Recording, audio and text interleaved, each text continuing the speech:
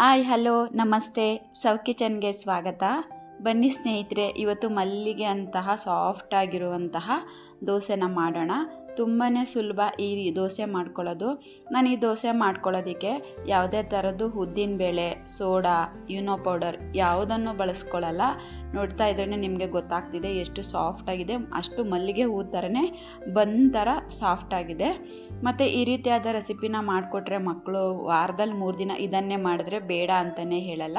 ಇದನ್ನು ಯಾವ ರೀತಿ ಹಾಗೆ ಮಾಡ್ಕೊಳ್ಳೋದಂತೇಳಿ ಇವಾಗ ನೋಡೋಣ ಬನ್ನಿ ಸ್ನೇಹಿತರೆ. ನಾನಿಲ್ಲಿ ಒಂದು ಬೌಲ್ ಇಟ್ಕೊಂಡಿದ್ದೀನಿ. ಬೌಲಿಗೆ ನಾನು ಒಂದು ಸಣ್ಣ ಕಪ್ ತೊಗೊಂಡಿದ್ದೀನಿ. ಆ ಕಪ್ಪಲ್ಲಿ 2 ಕಪ್ಪಷ್ಟು ಅಕ್ಕಿನ ಸೇರಿಸ್ಕೊಳ್ತಾ ಇದ್ದೀನಿ.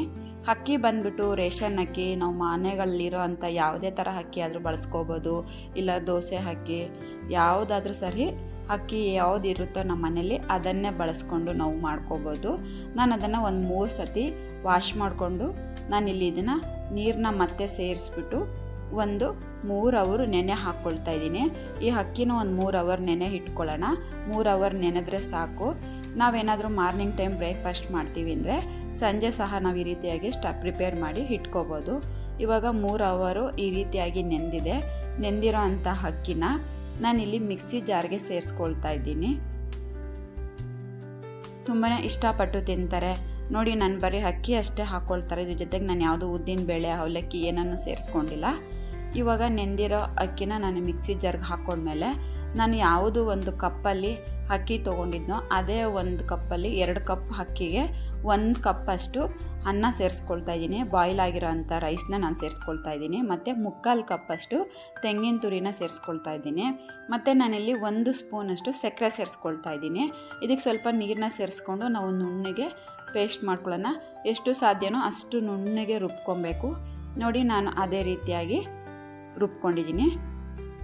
ಈ ರೀತಿಯಾಗಿ ರುಬ್ಕೋಬೇಕು.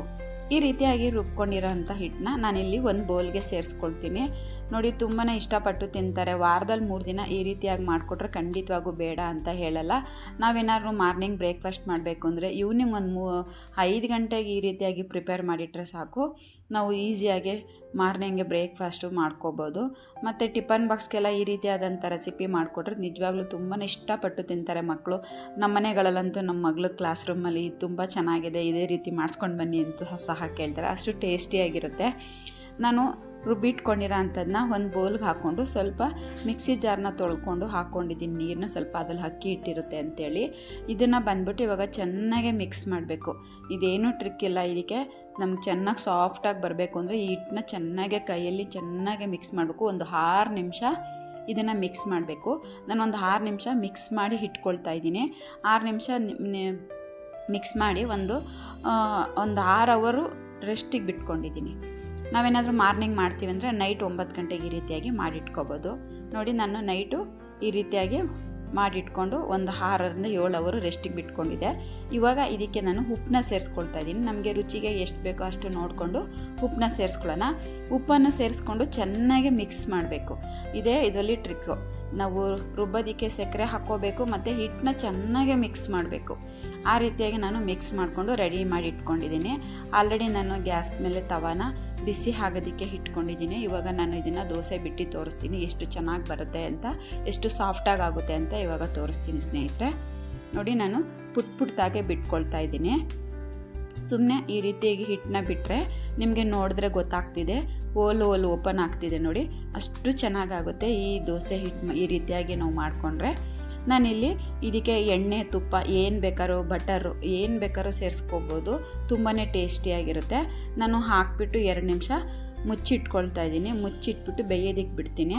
ನಿಮ್ಗೆ ನೋಡಿದ್ರೆ ಗೊತ್ತಾಗ್ತಿದೆ ಎಷ್ಟು ಸಾಫ್ಟಾಗಿ ಎದ್ದೊಳ್ತಾ ಇದೆ ಮತ್ತು ಎಷ್ಟು ಸಾಫ್ಟಾಗಿ ಮಲ್ಲಿಗೆ ಹೂ ಥರನೇ, ಇಡ್ಲಿ ಥರನೇ ಕಾಣ್ತಿದೆ. ಅಷ್ಟು ಚೆನ್ನಾಗಾಗಿದೆ. ನಾನು ಇನ್ನೊಂದು ಮಾಡಿ ತೋರಿಸ್ತೀನಿ ದೋಸೆನ. ಇವಾಗ ನಾನು ಒಂದು ಕ್ಯಾರೆಟು ಮತ್ತು ಹಸಿಮೆಣ್ಸಿನ್ಕಾಯಿ, ಕೊತ್ತಂಬರಿ ಸೊಪ್ಪನ್ನ ನಾನು ರೆಡಿ ಮಾಡಿ ಇಟ್ಕೊಂಡಿದ್ದೀನಿ. ಕ್ಯಾರೆಟಿಗೆ ಬಂದ್ಬಿಟ್ಟು ಸ್ವಲ್ಪ ಉಪ್ಪನ್ನ ಮಿಕ್ಸ್ ಮಾಡಿ ಇಟ್ಕೊಳ್ಳೋಣ. ಪುಡಿ ಉಪ್ಪನ್ನ ಮಿಕ್ಸ್ ಮಾಡಿ ಇಟ್ಕೊಂಡಿದ್ದೀನಿ ನಾನು ಈ ರೀತಿಯಾಗಿ. ನಾನು ಈ ರೀತಿ ದೋಸೆ ಬಿಟ್ಕೊಂಡ್ಮೇಲೆ ನೋಡಿ ಎಲ್ಲ ಹೋಲ್ ಓಪನ್ ಆಗಿದೆ, ಸಟ್ಟು ದೋಸೆ ಥರ. ನಾನು ಈ ರೀತಿಯಾಗಿ ಕ್ಯಾರೆಟು, ಕೊತ್ತಂಬರಿ ಸೊಪ್ಪು, ಹಸಿಮೆಣ್ಸಿನ್ಕಾಯಿನೆಲ್ಲನೂ ಸೇರಿಸ್ಕೊಳ್ತೀನಿ. ಇದ್ರ ಜೊತೆಯಲ್ಲಿ ನಾವು ಪನ್ನೀರನ್ನ ತುರಿದು ಹಾಕ್ಬೋದು, ಮತ್ತು ಚೀಸ್ನ ತುರಿದು ಹಾಕ್ಬೋದು.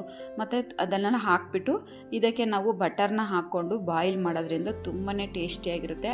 ಮಕ್ಕಳಿಗೆ ಈ ರೀತಿ ಮಾಡಿಕೊಟ್ರೆ ವಾರದಲ್ಲಿ 3 ದಿನ ಇದನ್ನೇ ಮಾಡಿಕೊಟ್ರೆ ಖಂಡಿತ ಬೇಡ ಅನ್ನಲ್ಲ.